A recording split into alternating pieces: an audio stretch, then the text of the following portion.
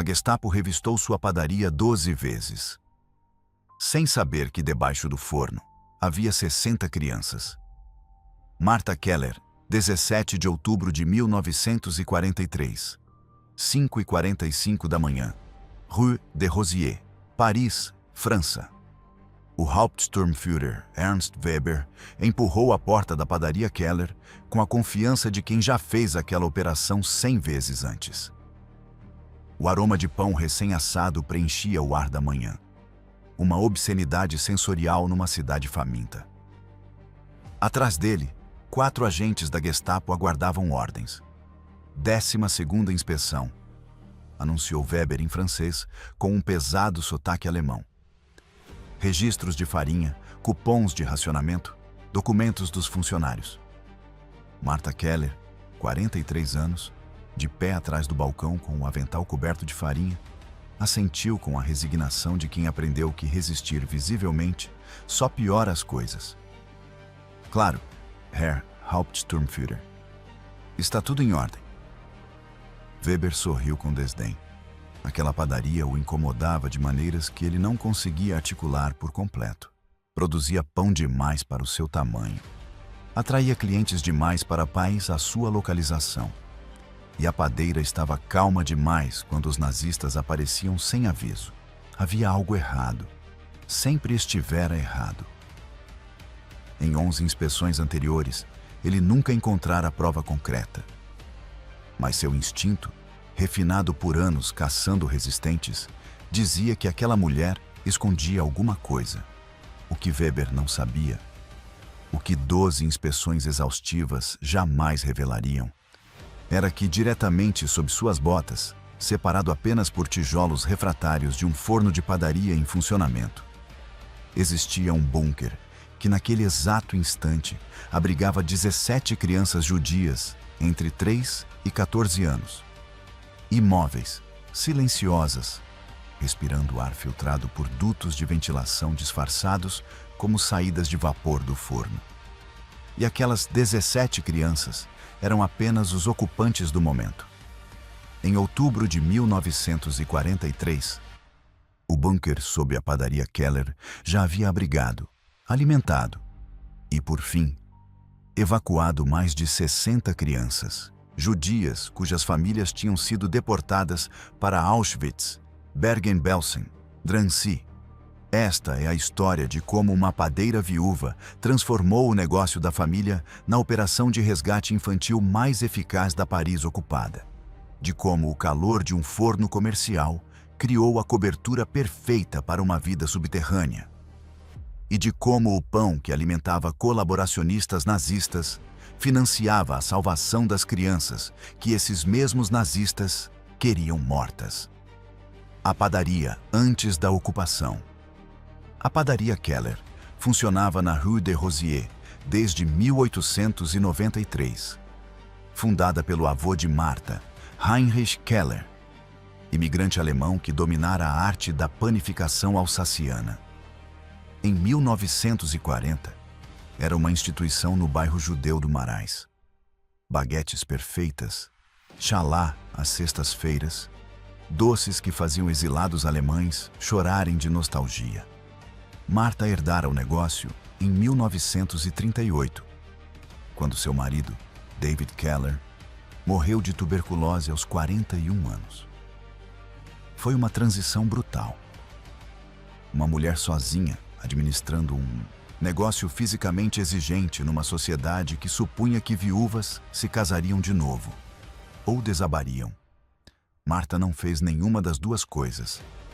Contratou 2 auxiliares padeiros, aprendeu cada aspecto do negócio que David administrava. Trabalhava jornadas de 16 horas, sovando, assando, vendendo. Em 1940, a padaria era mais bem-sucedida do que nunca. Sua única filha, Sophie, 19 anos, trabalhava como atendente. Juntas, cuidavam da frente enquanto os padeiros trabalhavam nos fundos. Era uma operação eficiente, lucrativa, respeitada.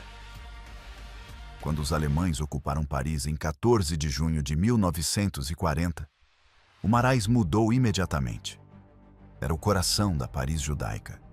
Sinagogas, comércios kosher, escolas religiosas. Os nazistas o identificaram de imediato como alvo prioritário. As primeiras medidas foram sutis: registro de judeus, restrições de horário, proibições de certas profissões. Marta, tecnicamente não judia segundo as leis raciais nazistas. Sua família era católica, alemã. Podia continuar operando legalmente. Mas seus clientes, predominantemente judeus, enfrentavam restrições cada vez maiores. Em setembro de 1940, as autoridades de ocupação implementaram um sistema rígido de racionamento.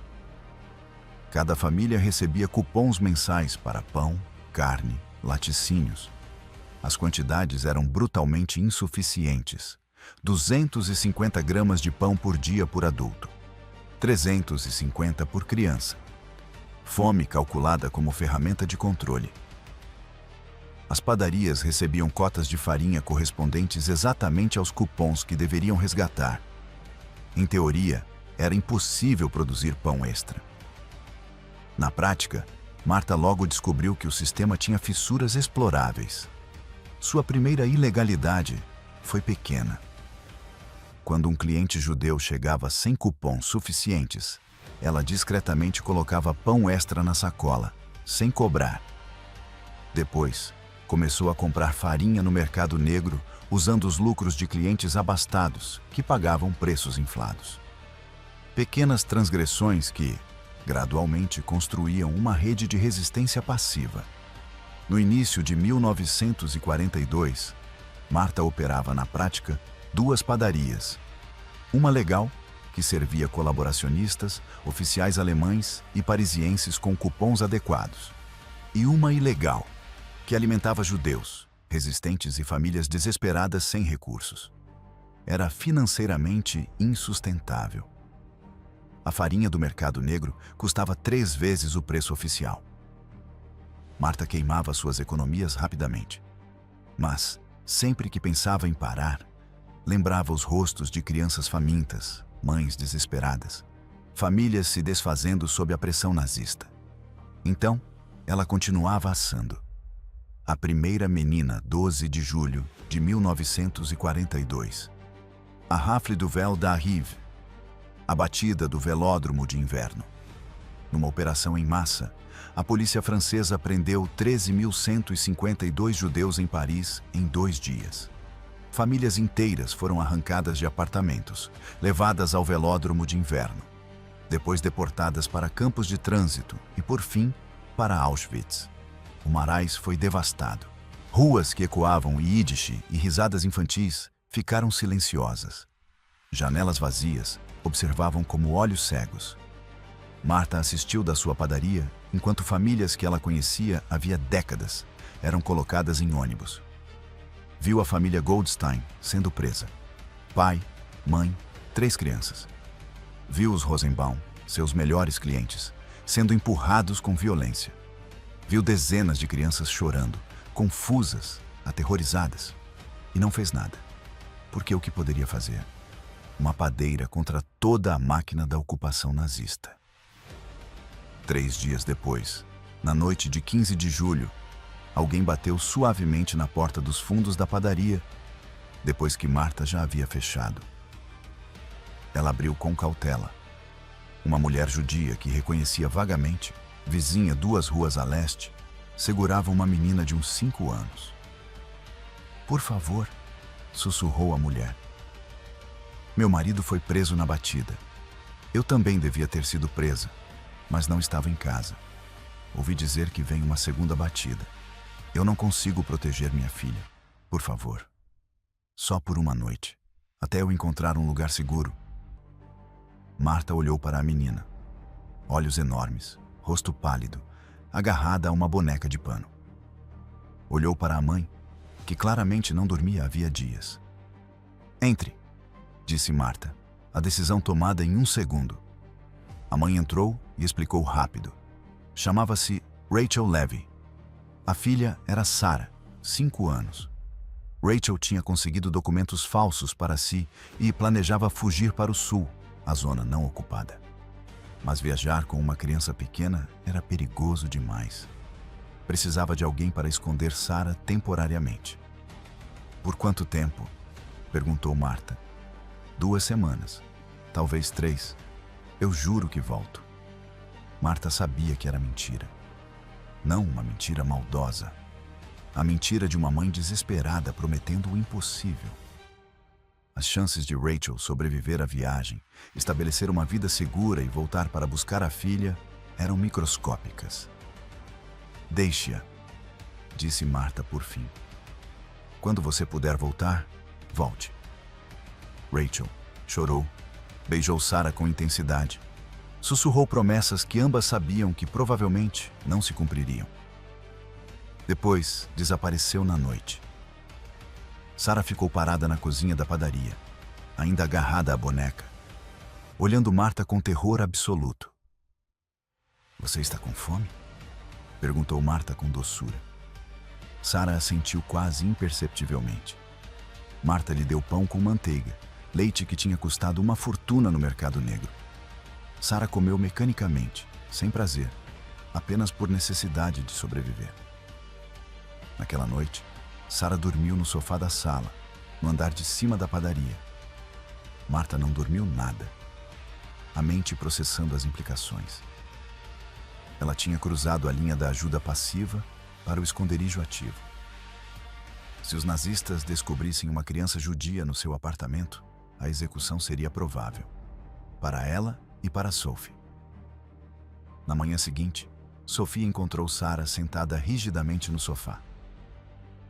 Mãe, disse Sophie com calma. Quem é ela? Sarah, vai ficar conosco, temporariamente. Sophie, com 19 anos, mas endurecida por 2 anos de ocupação, entendeu de imediato. Por quanto tempo? Eu não sei. E se a Gestapo vier? Marta não tinha resposta. Nos 3 dias seguintes, Sarah permaneceu no apartamento, sem fazer barulho, movendo-se como um fantasma. Era inquietantemente silenciosa, tendo aprendido, numa idade impossivelmente precoce, que visibilidade significava perigo. Em 18 de julho, Marta recebeu uma segunda visita noturna. Outra mulher, o mesmo terror. 2 meninos desta vez, irmãos de 7 e 9 anos, cujos pais tinham sido deportados. Marta poderia escondê-los, só temporariamente? Marta disse sim, antes que seu cérebro racional pudesse protestar. No fim de julho, ela tinha 5 crianças escondidas em seu apartamento de 2 cômodos. Era absolutamente insustentável. Crianças fazem barulho, inevitavelmente. Vizinhos perguntavam. Marta inventava histórias. Sobrinhos evacuados, filhos de amigos refugiados. As histórias eram obviamente falsas, mas vizinhos simpáticos fingiam acreditar. Em agosto, um oficial da Gestapo apareceu para a inspeção rotineira dos registros de racionamento. Marta o recebeu na padaria, enquanto 5 crianças se escondiam completamente silenciosas no apartamento de cima. O oficial revisou os papéis, encontrou tudo em ordem e foi embora. Foi então que Marta compreendeu. Precisava de um esconderijo melhor. Não podia continuar mantendo crianças num apartamento visível. Precisava de algo mais seguro, mais permanente, mais engenhoso. Precisava construir um bunker. A construção do refúgio Marta procurou Maurice Blanc, arquiteto de 58 anos que havia trabalhado na reforma da padaria em 1936. Maurice fazia parte da resistência comunista, uma rede clandestina que operava na Paris ocupada. Preciso da sua ajuda, disse Marta diretamente. Preciso esconder as crianças, muitas crianças. Preciso de um espaço que a Gestapo nunca encontre. Maurice estudou o local. A padaria ocupava o térreo de um prédio de 3 andares. O forno comercial dominava o espaço de trabalho, uma estrutura maciça de tijolo refratário que exigia carvão constante para manter as temperaturas de 250 graus Celsius, necessárias para um pão perfeito. Quantas crianças? Perguntou Maurice. Eu não sei. 10, 20. As que precisarem de refúgio. Maurice mediu, calculou, considerou. O porão sob o forno, disse por fim. Ninguém procura sob fornos ativos. O calor faz parecer impossível que exista um espaço habitável ali. O porão existente era uma área pequena de armazenamento, aproximadamente 3 metros por 4. Maurice propôs cavar mais fundo, criar um segundo espaço diretamente sob o forno e então construir um teto especial de tijolo refratário que suportasse o peso do forno, mas permitisse um espaço habitável por baixo. O calor será um problema, alertou. O forno opera a 250 graus Celsius. Mesmo com isolamento, a temperatura lá, embaixo, será significativa. Habitável? Perguntou Marta. Sim, desconfortável, mas habitável. Então faça. A construção levou 3 semanas em agosto de 1942, feita à noite e aos domingos, quando a padaria estava fechada. Maurice trabalhou com 2 ajudantes da resistência, todos pedreiros profissionais. Eles cavaram 1 metro adicional sob o porão existente, criando um espaço com 2,2 metros de altura. Instalaram um sistema de ventilação engenhoso. Dutos finos disfarçados como saídas de vapor do forno, permitindo a entrada de ar fresco, mas tornando impossível detectar que ventilavam um espaço habitado. Construíram uma entrada oculta, um alçapão sob uma estante de armazenamento no porão, coberto com caixas de farinha. Para acessar, era preciso mover as prateleiras, levantar o alçapão e descer a escada de madeira. Fechando o alçapão por baixo, o espaço se tornava completamente invisível.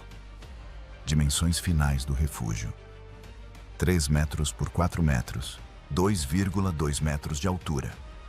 Espaço total: 26 metros cúbicos. Capacidade estimada: 15 a 20 crianças sentadas ou deitadas. Maurice instalou iluminação elétrica ligada secretamente ao sistema da padaria, para parecer parte do consumo normal. Instalou prateleiras simples, colchões finos, baldes para necessidades sanitárias. O detalhe mais engenhoso era o controle de temperatura. Maurice calculou que o calor do forno, mesmo com isolamento, manteria o refúgio em torno de 28 a 32 graus Celsius, desconfortável, mas não perigoso. No inverno, seria uma vantagem: calor gratuito, sem necessidade de aquecimento detectável.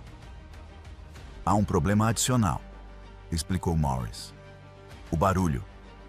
As crianças terão de ficar absolutamente silenciosas quando houver clientes em cima ou inspeções nazistas. Vamos treinar, respondeu Marta simplesmente.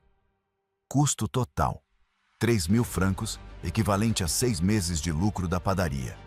Maurice se recusou a cobrar, mas Marta insistiu em pagar os materiais.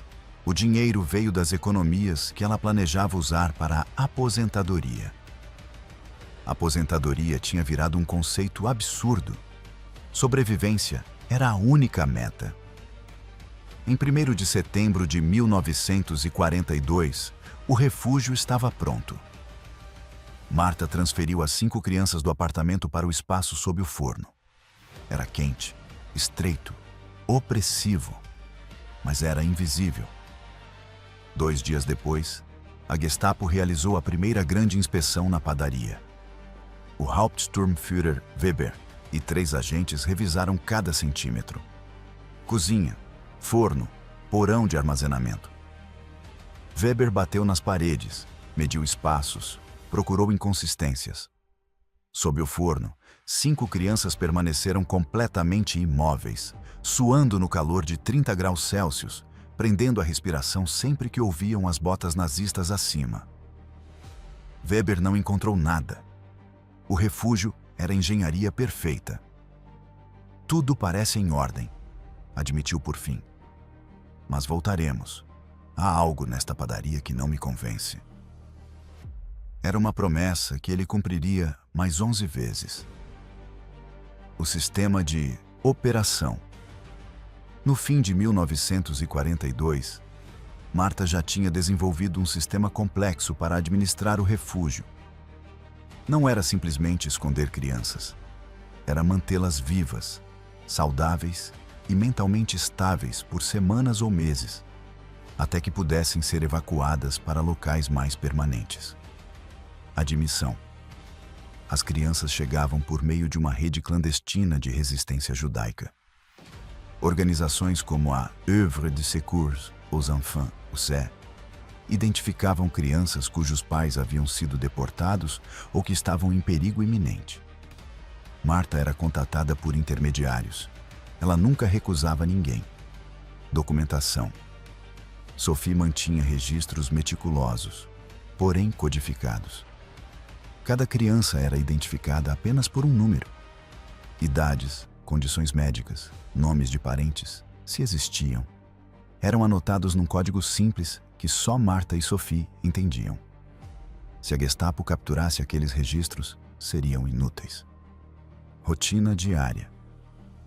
As crianças desciam ao refúgio todas as manhãs antes de a padaria abrir às 6 da manhã. Permaneciam lá até depois do fechamento às 7 da noite. Durante o horário de operação, o silêncio era absoluto. Qualquer ruído audível acima poderia denunciar sua presença. Alimentação. Marta desviava pão defeituoso para o refúgio, além de qualquer comida extra que conseguisse no mercado negro. As crianças comiam 2 vezes ao dia. Café da manhã antes de descer, jantar depois de subir. As rações eram limitadas, mas mais generosas do que o disponível para judeus sob ocupação. Educação. Sophie, que havia concluído o liceu, ensinava informalmente à noite. Matemática básica, leitura, história. As crianças precisavam manter a mente ativa para evitar regressão. Livros vinham de vizinhos solidários. Higiene. O refúgio tinha baldes para necessidades. Sophie os esvaziava todas as noites, descartando o conteúdo no sistema de esgoto. Não havia água corrente lá embaixo, então a limpeza era rudimentar. Doenças eram uma preocupação constante. Médicos. Marta havia contatado o Dr. Henri Dubois, médico local simpático à causa. Henri visitava de vez em quando, examinando crianças com sinais de doença. Tratava infecções menores com antibióticos do mercado negro. Casos graves eram problemas sem solução real. Saúde mental era o maior desafio. As crianças tinham perdido as famílias, viviam em terror constante, ficavam confinadas num espaço estreito e quente por 12 horas diárias. Muitas desenvolviam pesadelos, mutismo seletivo, regressão no desenvolvimento. Sophie passava horas noturnas consolando, distraindo, oferecendo uma aparência de normalidade. Evacuação. O objetivo era mover as crianças para locais mais seguros quando possível. Fazendas na zona não ocupada. Conventos que escondiam crianças judias. Famílias gentias dispostas a adotar temporariamente. A rede de resistência organizava transporte quando as rotas estavam seguras. Tempo médio de permanência: 6 semanas. No início de 1943, o sistema funcionava com eficiência incrível. Marta administrava um fluxo constante. Novas crianças chegavam quando outras eram evacuadas. Em certos momentos, o refúgio abrigava entre 8 e 17 crianças. E a Gestapo continuava inspecionando, sem jamais encontrar nada. As inspeções Weber estava obcecado. Cada vez que inspecionava a padaria Keller e não encontrava nada irregular, sua frustração crescia. Algo estava errado. Tinha que estar errado.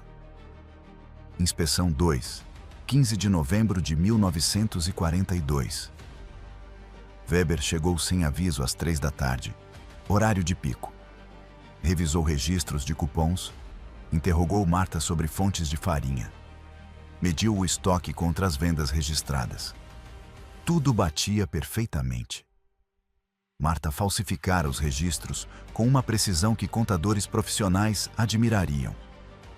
Embaixo, 12 crianças suavam em silêncio a 32 graus Celsius, ouvindo as botas nazistas acima. Uma menina de 7 anos precisava desesperadamente tossir. Ela cobriu a boca com um cobertor, sufocando o som até as lágrimas escorrerem pelo rosto. Weber foi embora frustrado. Eu voltarei, prometeu. Inspeção 3. 8 de janeiro de 1943. Às 5h30 da manhã, antes de a padaria abrir. Weber esperava capturar operações matinais, talvez ver atividade ilegal antes que Marta pudesse ocultar evidências. Encontrou Marta e 2 padeiros preparando a massa. Operação completamente normal. As crianças ainda estavam no apartamento acima, descendo apenas depois que Weber foi embora. Inspeção 4. 3 de março de 1943. Weber trouxe um especialista em construção, um engenheiro que media espaços procurando inconsistências arquitetônicas. Mediram a padaria inteira, compararam com as plantas originais do prédio de 1890. O engenheiro notou que o porão parecia ligeiramente menos profundo do que indicavam as plantas. Poderia haver espaço adicional, sugeriu. Weber ordenou escavação. 2 agentes passaram 3 horas quebrando o piso do porão num canto oposto ao forno, buscando um espaço oculto.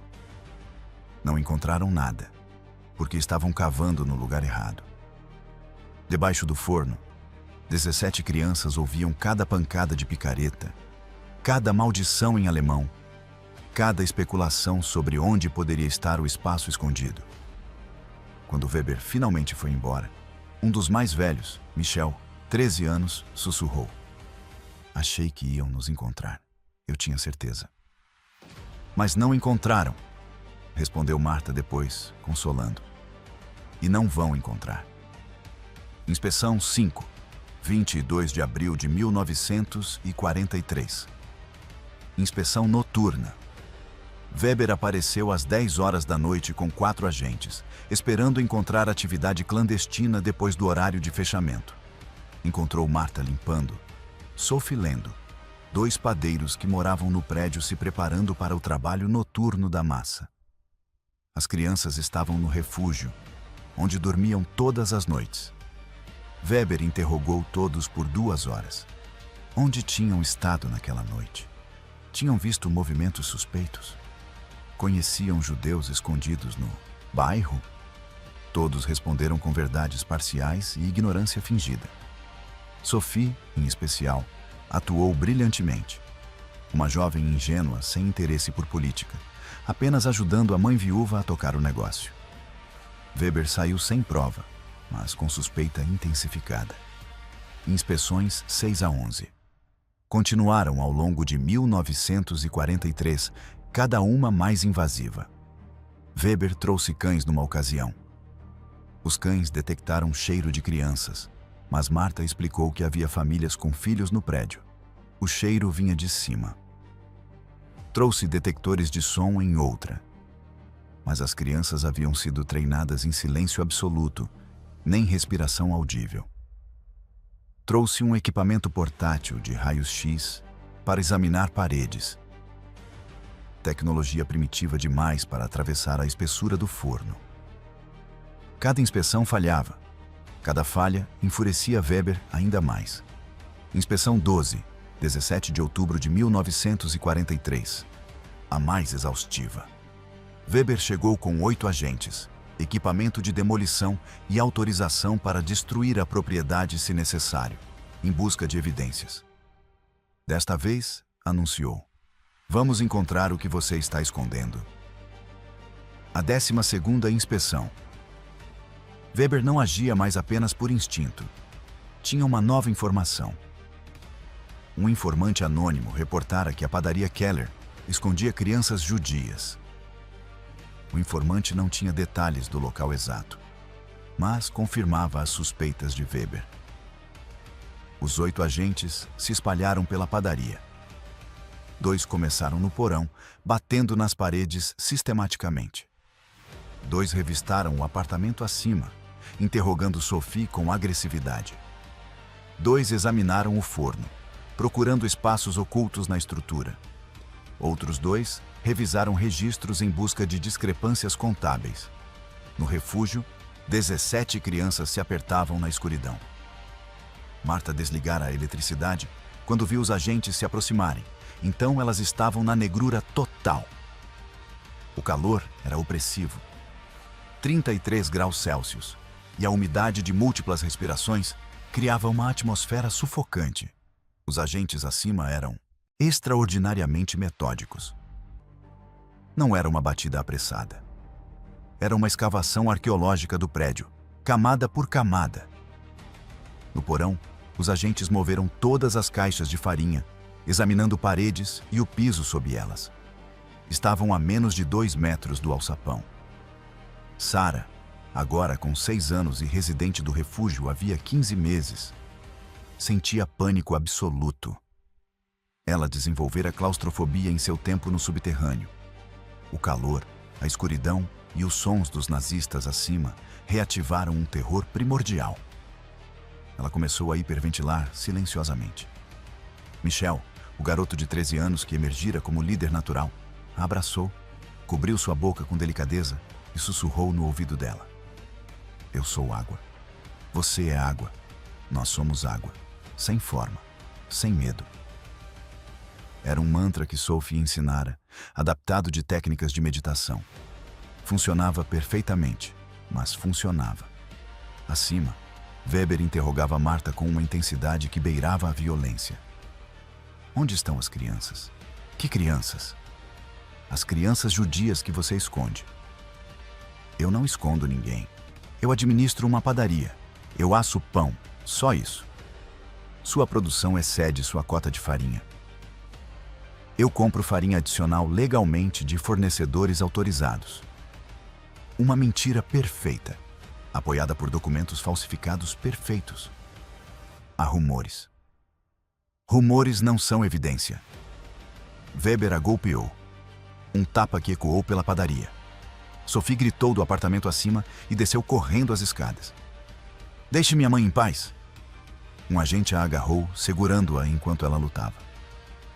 Última chance, disse Weber a Marta, cujo lábio sangrava. Me diga onde eles estão. Não há ninguém, repetiu Marta, a voz firme apesar da dor. Weber passou 6 horas revistando. Os agentes literalmente desmontaram partes da padaria.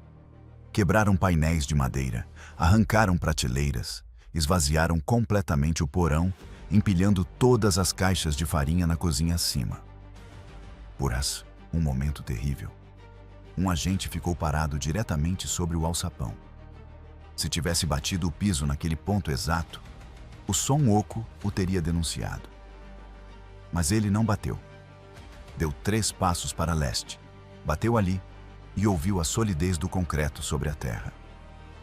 Às 11h45 da manhã, Weber admitiu a derrota. Não há nada aqui, reportou um agente. Impossível, insistiu Weber. Tem que haver alguma coisa. Mas não havia. Não havia nada que eles pudessem detectar com a tecnologia de 1943 e a mente de 1943. Se eu descobrir que você mentiu, ameaçou Weber, eu vou executá-la pessoalmente. Não há nada a descobrir, respondeu Marta com calma, embora tremesse por dentro. Weber foi embora levando consigo uma frustração que beirava uma obsessão patológica. Ele inspecionara aquela padaria 12 vezes. 12 vezes falhara. Não haveria uma 13ª inspeção. Weber seria transferido para a Frente Oriental em novembro de 1943, onde morreria em Stalingrado em fevereiro de 1944. Quando os agentes foram embora, Marta esperou 30 minutos antes de abrir o alçapão. 17 crianças emergiram, suadas, traumatizadas, mas vivas. Sarah desabou imediatamente, soluçando incontrolavelmente. Sophie a segurou, embalando-a como um bebê. Está tudo bem, sussurrou Sophie. Você está segura? Estamos todos seguros. Mas ninguém se sentia seguro. O terror tinha sido real demais, próximo demais. A vida debaixo da terra. Para as crianças que passavam semanas ou meses no refúgio sob a padaria Keller, a experiência era uma suspensão psicológica entre vida e morte. Não eram exatamente prisioneiras, mas também não eram exatamente livres. Existiam num limbo em que cada dia era idêntico ao anterior, em que futuro era um conceito abstrato e passado era um trauma que tentavam não lembrar. Residentes permanentes. Algumas crianças ficavam apenas dias antes de serem evacuadas. Outras permaneciam meses quando rotas de fuga estavam comprometidas ou não havia famílias anfitriãs disponíveis. O recorde foi Jean-Claude, 11 anos, que viveu no refúgio por 7 meses completos, entre fevereiro e setembro de 1943. Não era vida, Jean-Claude recordaria depois, num depoimento de 1985. Era uma pausa. Tudo estava pausado. Meu crescimento, minha educação, minha humanidade. Eu existia em estado constante de alerta, nunca relaxando completamente, porque a qualquer momento eu poderia precisar ficar absolutamente silencioso, absolutamente invisível. Adaptações físicas. As crianças desenvolviam uma tolerância notável ao calor. A temperatura de 30 a 33 graus Celsius, que no início causava náusea e dor de cabeça, virava normal depois de semanas. Aprendiam a se mover o mínimo possível para conservar energia e reduzir a produção de calor corporal. Muitas perdiam peso dramaticamente apesar de rações adequadas. O estresse e o calor suprimem o apetite. Sophie vigiava sinais de desnutrição, complementando as dietas quando possível com vitaminas do mercado negro. Dinâmicas sociais. As crianças formavam uma comunidade estranha. A faixa etária de 3 a 14 anos fazia com que os mais velhos virassem cuidadores dos menores. Michel, 13 anos, agia como o irmão mais velho de todos. Organizava jogos silenciosos, contava histórias, mediava disputas. As meninas mais velhas, especialmente Rebecca, 12 anos, que estava ali havia 5 meses, ajudavam com as menores. Trocavam fraldas dos mais pequenos. Sim, algumas crianças de 3 a 4 anos ainda usavam. Consolavam durante pesadelos. Ensinavam técnicas de sobrevivência emocional. Nós viramos uma família, escreveu Rebecca depois. Não uma família biológica, mas uma família de necessidade. Sobrevivemos porque tínhamos uns aos outros. A solidão teria sido fatal. Educação clandestina. Sophie descia todas as noites com livros, papel, lápis. Ensinava em sussurros, matemática, gramática francesa, história, cuidadosamente editada para evitar conteúdo traumático demais. As crianças ansiavam por estrutura, normalidade. As lições forneciam ambas. Algumas crianças revelavam talentos surpreendentes. David, 8 anos, tinha memória fotográfica e memorizava poemas inteiros após uma leitura. Ruth, 10 anos, era artista nata, desenhando cenas do refúgio com uma precisão perturbadora. Esses desenhos sobreviveram à guerra. Hoje estão em exposição no Memorial de la Shoah, em Paris. Imagens de crianças apertadas na escuridão, rostos apenas esboçados, expressões de medo contido. Trauma acumulativo. Nem todos se adaptavam. Um menino, Felipe, 6 anos, desenvolveu mutismo depois de 3 semanas. Simplesmente parou de falar. O Dr. Dubois diagnosticou choque traumático severo.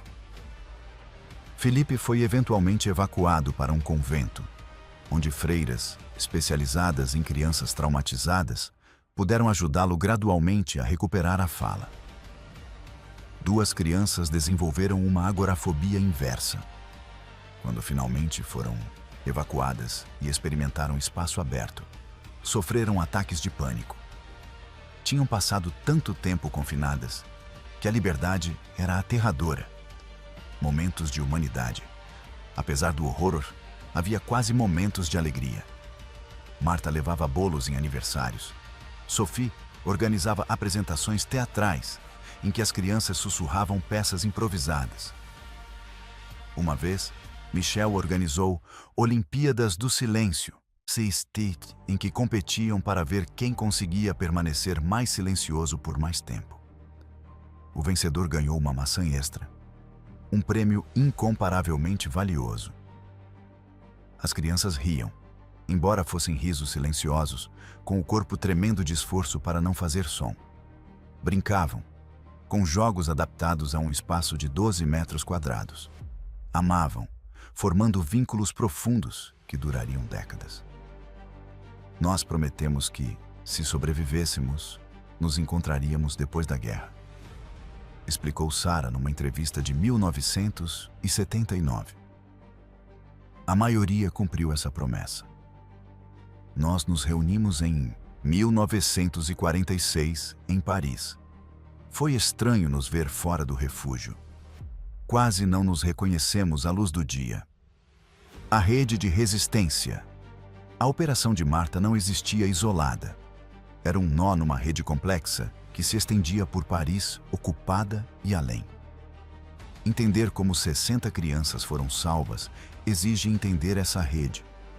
Œuvre de Secours aux Enfants, OSE.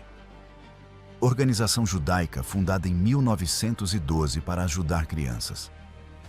Durante a ocupação, a OSE se transformou numa máquina de resgate.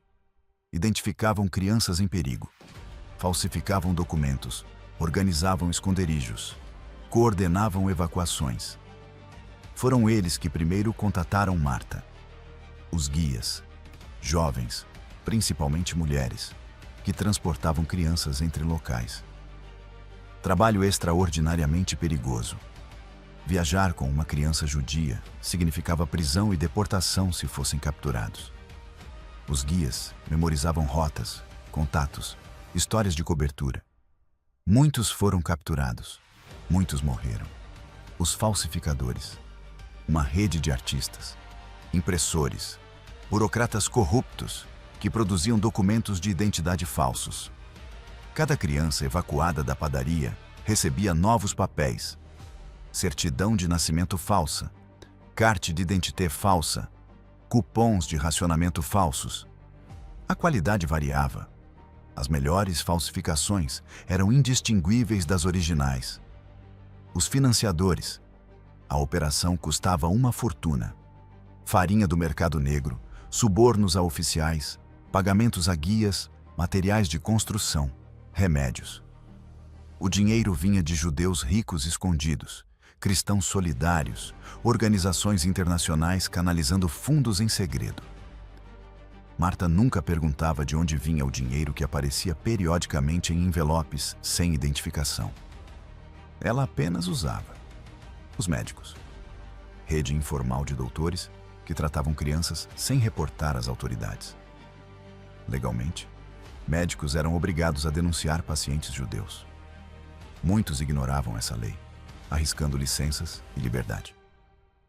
O Dr. Dubois era um de aproximadamente 50 médicos em Paris que ajudavam ativamente a resistência.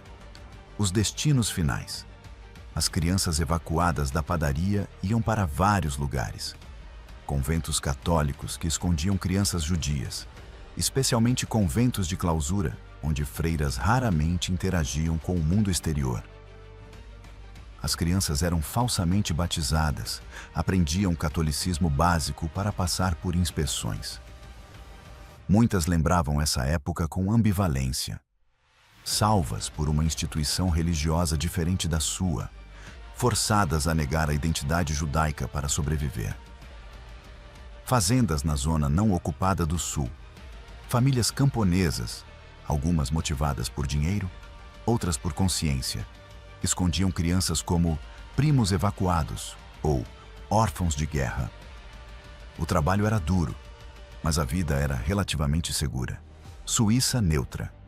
Rota perigosa pelas montanhas, mas, uma vez na Suíça, as crianças estavam seguras. A Cruz Vermelha Suíça operava campos de refugiados especificamente para crianças judias. Não, eram paradisíacos. Mas também não eram Auschwitz. Falsas adoções. Famílias gentias francesas adotavam crianças judias, fornecendo identidades totalmente novas. Algumas crianças foram reunidas com familiares sobreviventes após a guerra. Outras permaneceram com as famílias adotivas, com identidades judaicas parcial ou completamente apagadas. Segurança operacional. A rede operava em células compartimentadas. Marta conhecia apenas seus contatos diretos na OASI. Não conhecia nomes de outros esconderijos, identidades de falsificadores, localizações de destinos finais. Se fosse capturada e torturada, não poderia trair o que não sabia. Essa compartimentação salvou a rede quando células foram comprometidas. A Gestapo prendeu várias operações de resgate entre 1942 e 1944. Mas nunca descobriu a extensão completa da rede, porque cada nó operava de forma independente. O fim da guerra. No início de 1944, a situação em Paris era progressivamente desesperadora. As deportações aceleravam. A Gestapo intensificava buscas. Recursos da resistência se esgotavam. Marta operava nos limites absolutos de capacidade física, emocional e financeira. Em junho de 1944, as forças aliadas desembarcaram na Normandia. Paris ainda estava ocupada, mas a libertação era só questão de tempo. A pergunta era: chegaria a tempo? Os nazistas, sabendo que perdiam, intensificaram as deportações finais. Era genocídio acelerado, matar o máximo possível antes da derrota inevitável. Em 19 de agosto de 1944, começou a insurreição parisiense. Resistentes tomaram ruas, levantaram barricadas, atacaram guarnições alemãs. Paris virou uma cidade em guerra. Em 25 de agosto, as forças francesas livres entraram em Paris. A ocupação havia terminado. Marta abriu o alçapão pela última vez. 7 crianças emergiram, os últimos moradores do refúgio. Não havia paz esperando por elas lá em cima. Suas famílias tinham morrido em Auschwitz. Mas elas estavam vivas. Elas sobreviveram. Nas semanas seguintes, a OSI trabalhou para reunir as crianças com qualquer familiar sobrevivente. A maioria não tinha ninguém. Foram colocadas em orfanatos judeus e depois emigraram para Israel ou para os Estados Unidos. Marta nunca buscou reconhecimento. Quando as autoridades da libertação perguntaram sobre seu papel na resistência, ela respondeu vagamente: ajudei quando pude. Muitos fizeram mais. Não era falsa modéstia. Ela genuinamente acreditava que sua contribuição era pequena, comparada à de combatentes que arriscaram a vida em batalha direta. Mas os números contavam outra história. 63 crianças passaram pelo refúgio sob sua padaria. 61 sobreviveram à guerra. 2 morreram de doenças, enquanto estavam sob seus cuidados, apesar dos melhores esforços do Dr. Dubois. Taxa de sobrevivência: 96,8%. Num contexto em que 75% dos judeus franceses foram assassinados no Holocausto, era um milagre estatístico. Consequências e legado. Marta Keller morreu em 1978, aos 79 anos, tendo operado a padaria até 1965, quando vendeu o negócio e se aposentou. Nunca se casou de novo. Sophie se casou em 1947. Teve 3 filhos e viveu até 2003. Em 1965, o Yad Vashem homenageou Marta como justa entre as nações. Ela viajou a Israel para a cerimônia, acompanhada por Sophie e 12 das crianças que havia salvado. Agora adultos com suas próprias famílias. "O que a senhora fez?", disse Rachel, antes Sarah, durante a cerimônia, "foi me dar uma segunda chance de vida.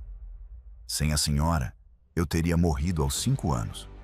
Em vez disso, eu vivi. Casei, tive filhos. Meus filhos tiveram filhos. A senhora não me salvou apenas a mim. Salvou gerações." Era uma matemática que ela repetia. 63 crianças salvas, que coletivamente tiveram cerca de 180 filhos, que tiveram cerca de 420 netos. Até 2025, os descendentes das crianças salvas por Marta somavam mais de 1.000 pessoas. Um ato de resistência, multiplicado através das gerações, tornava-se a derrota permanente do objetivo nazista de aniquilação judaica.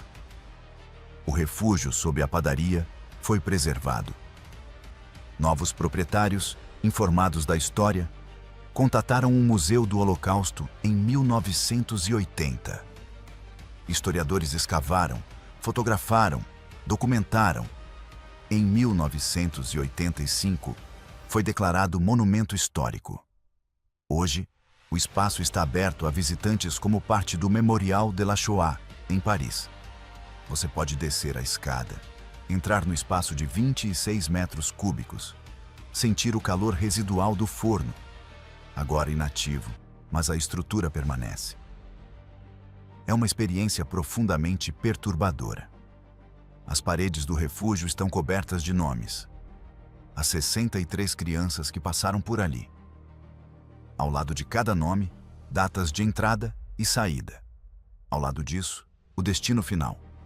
Sobreviveu, na maioria dos casos. Morreu no refúgio, em 2 casos. Deportado após captura em outro local, em 0 casos. Essa última estatística é a mais notável. Nenhuma criança que passou pelo refúgio de Marta foi capturada posteriormente pelos nazistas. Uma vez sob sua proteção, permanecia protegida até uma evacuação segura. Análise. Por que funcionou a Operação de Marta? Teve um sucesso excepcional por razões específicas que faltavam a outras tentativas de resgate. Cobertura perfeita. Uma padaria em funcionamento fornecia uma razão legítima para alto consumo de recursos, tráfego constante de pessoas e atividade noturna. Padeiros tipicamente trabalham à noite preparando massa. O negócio que alimentava nazistas financiava a salvação de suas vítimas pretendidas. Localização contraintuitiva. Esconder crianças sob um forno ativo violava todas as suposições sobre onde procurar.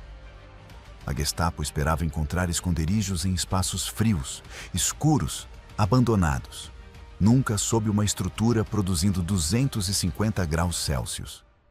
Engenharia superior. Maurice Blanc desenhou um refúgio arquitetonicamente invisível. Não havia inconsistências detectáveis, sem demolir completamente o forno, algo que os nazistas nunca consideraram, porque o forno era a parte essencial do negócio legítimo que fornecia pão à população. Disciplina operacional. Marta mantinha uma segurança obsessiva. Registros codificados, células compartimentadas, protocolos rígidos. Um erro poderia destruir a operação. Não houve erros. Rede de apoio. A operação só funcionava porque estava integrada a uma rede maior. Marta não trabalhava sozinha. Era um nó num sistema que incluía médicos, falsificadores, transportadores, financiadores. O sistema era resiliente, porque era descentralizado. Motivação pessoal. Marta não agia por ideologia abstrata. Agia porque crianças específicas precisavam de ajuda específica. Essa concretude fornecia uma motivação que ideologia sozinha não podia. Sorte. Um fator inegável. Weber poderia ter descoberto o refúgio em qualquer uma das 12 inspeções. Um agente poderia ter batido o piso sobre o alçapão. Uma criança poderia ter tossido em momentos críticos. Que nada disso tenha acontecido foi parte habilidade, parte fortuna. Epílogo. O reencontro em 1995, 50 anos após a libertação. Os sobreviventes do refúgio organizaram uma reunião em Paris. 28 das 63 crianças originais ainda viviam. Outras haviam morrido de idade, doença, acidentes. Mas 28 voltaram. Reuniram-se na padaria, agora museu. Desceram juntos ao refúgio, pela primeira vez em décadas. Alguns choraram imediatamente. Outros permaneceram estoicos. Todos ficaram em silêncio, lembrando. É menor do que eu lembrava, observou Jean-Claude, agora com 63 anos. Na minha memória, era enorme, mas é realmente minúsculo. Como sobrevivemos aqui? Tínhamos que sobreviver, respondeu Rachel simplesmente. Não havia escolha. Compartilharam histórias. Alguns prosperaram depois da guerra. Carreiras bem-sucedidas, famílias grandes, vidas com significado. Outros lutaram. Trauma, persistente, relações quebradas, décadas de terapia. Valeu a pena?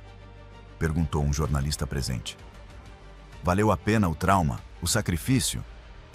A pergunta enfureceu Michel. Valeu a pena sobreviver em vez de morrer numa câmara de gás? Essa é realmente a sua pergunta? O jornalista pediu desculpas. Valeu, disse Rachel calmamente. Cada momento de terror valeu a pena porque nos trouxe até este momento. Vivos, juntos, lembrando. Os nazistas quiseram nos apagar. Nós existimos. Essa é vitória suficiente. Naquela noite, organizaram um jantar num restaurante próximo. 28 sobreviventes, mais seus 87 filhos, mais seus 143 netos. 258 pessoas, cuja existência dependia do fato de Martha Keller ter dito sim quando Rachel Levy pediu que ela escondesse uma menina de 5 anos. Só por uma noite. Só por uma noite tinha se tornado 15 meses para Sarah. 3 meses para outros. 7 meses para Jean-Claude.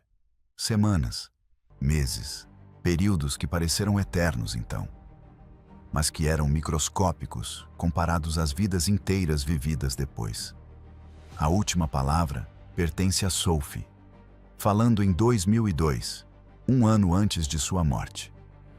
As pessoas perguntam se tivemos medo. Claro que tivemos medo. Todos os dias temíamos ser descobertas, presas, executadas. Mas o medo não é motivo para não agir. O medo é motivo para agir com cuidado, com inteligência, mas agir. Minha mãe entendia isso. Ela não era corajosa no sentido de ser ousada. Ela era corajosa no sentido de agir apesar do medo. Essa é a verdadeira coragem. Fazer o certo quando todo instinto grita para você parar. O refúgio sob o forno salvou 63 crianças. Mas o que realmente me salvou foi a decisão da minha mãe de dizer sim 63 vezes seguidas, quando não teria sido mais seguro, mais fácil, mais racional. 63 vezes ela escolheu risco em vez de segurança, compaixão em vez de autopreservação. E por isso existem gerações que, de outra forma, nunca teriam nascido. Essa é a lição do forno. Pequenos atos de resistência, repetidos consistentemente, derrotam o genocídio, uma vida de cada vez. O local na Rue des Rosiers está aberto para visitantes. Você pode descer ao espaço subterrâneo, sentir o calor fantasma que ainda parece emanar de onde esteve o forno, imaginar vozes de crianças sussurrando na escuridão. É um espaço pequeno, 26 metros cúbicos, mas ele conteve 63 vidas, que se expandiram em 1000 vidas, e continuarão se expandindo enquanto descendentes se lembrarem. Os nazistas revistaram a padaria 12 vezes. 12 vezes falharam. Essa falha, multiplicada através das gerações, é a derrota permanente de tudo o que eles representavam. Um forno, um refúgio, 63 crianças, 1000 descendentes. A Gestapo nunca soube, nunca suspeitou, nunca entendeu que estava pisando sobre a vitória da resistência toda vez que inspecionava aquela padaria. E por isso, no final, eles perderam.